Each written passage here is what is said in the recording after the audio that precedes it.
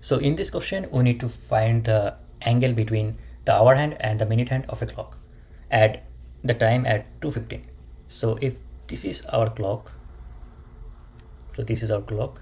So this is 12, this is 1, this is 2, this is 3, 4, 5, 6, 7, 8, 9, 10, 11, and then 12. So a clock produces 360 degree because it's like a circle, and there is how many hours? There is 12 hours.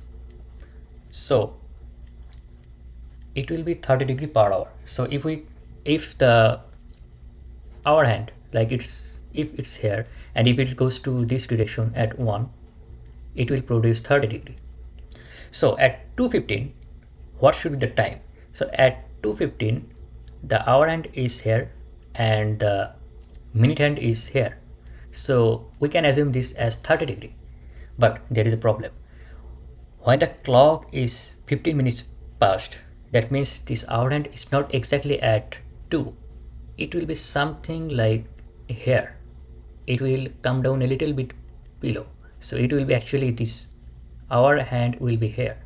So our actual angle will be this theta, which is not 30 degree. It will be less than 30 degree. And we need to find actually this angle. Then we can find the actual value. So now we also know like 1 hour is 60 minutes, and 1 hour produced how much? It produced 30 degree.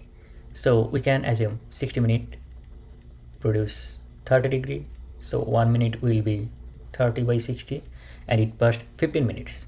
So 15 minutes will be 30 into 50 divided by 60. So it will be 2, and it will be 7.5 degree. So now we got this angle. So this angle is 7.5 degree. So our main theta will be 30 degree minus 7.5 degree. So it will be 22.5 degree, and that's our answer.